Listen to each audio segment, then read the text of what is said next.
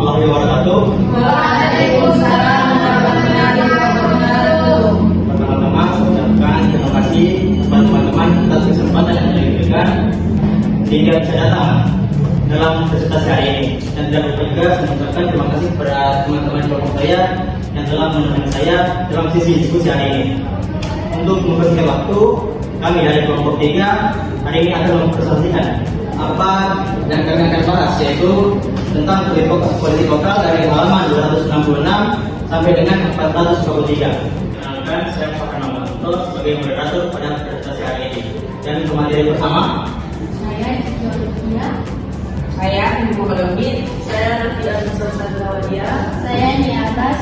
Saya Mahfira Kasih. Nah, itulah perkenalan singkat dari kelompok kami. Mungkin langsung saja pada pemateri pertama. Saya persilakan. Baik, hasil review dari buku yang kami baca. Yang pertama itu bagaimana suatu kekuasaan di daerah tidak hanya dijalankan oleh pemerintah saja, tetapi juga dipengaruhi oleh elit lokal dan partai politik dan penguasa serta kelompok-kelompok kepentingan, sehingga netralitas tidak tercipta dengan baik karena ada para elit politik yang menaungi pemerintah di suatu daerah.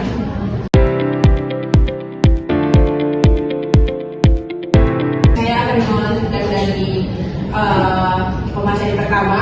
Jadi termasuk pada politik lokal dan kekuasaan elit. Nah, di politik lokal dan kekuasaan elit ini, politik lokal ini sebagai ruang atau ranah bagi para elit lokal ini untuk menjadi ruang perebutan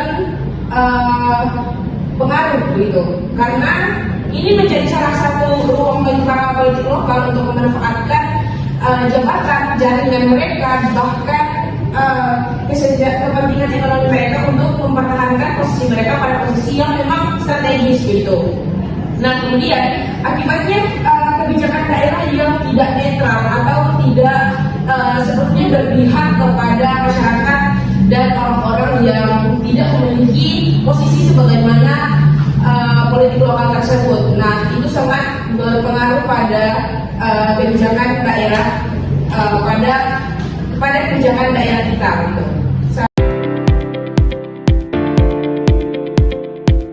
Materi ketiga akan melanjutkan materi dari materi kedua.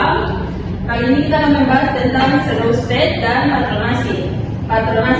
Pseudo state ini yang kita ketahui bahwa merupakan orang-orang yang tidak memiliki jabatan tetapi mampu mempengaruhi pemerintah. Dan patronase itu adalah timbal balik rasa hutang budi terkait rasa hutang budi antara pemerintah dan orang-orang yang ada di belakang pemerintah. Berbicara tentang pseudo state dan patronase, kekuasaan informal yang ikut menentukan arah kebijakan. Praktek patronase, transaksi politik dan kedekatan antar aktor formal dan informal itu membuat politik menjadi tidak transparan. Saya melanjutkan materi dari pemateri yang sebelumnya, yaitu konflik kepentingan dan lemahnya akuntabilitas. Dalam beberapa kasus, konflik antara pejabat, fraksi dan penguasa kelompok masyarakat sulit diselesaikan secara tuntas. Hal ini menunjukkan bahwa mekanisme akuntabilitas di daerah masih lemah, sementara kepentingan elit lebih dominan daripada kepentingan publik. Selanjutnya kita akan membahas tentang dinamika demokrasi lokal. Dinamika ini membuka ruang demokrasi yang lebih luas, tetapi juga memunculkan masalah baru seperti masalah pilkada, partisipasi masyarakat, dan kompetensi politik daerah yang sering diwarnai oleh uang, jaringan patronase, dan perebutan sumber daya politik.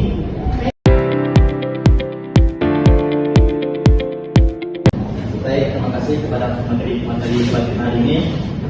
Selanjutnya, setelah kelompok kami membaca atau mencari tahu tentang buku politik lokal, kami mendapatkan pertanyaan tentang bagaimana bisa terjadi pseudo state dalam pemerintahan dan bagaimana kekuatan informasi bisa mempengaruhi kebijakan informal di daerah.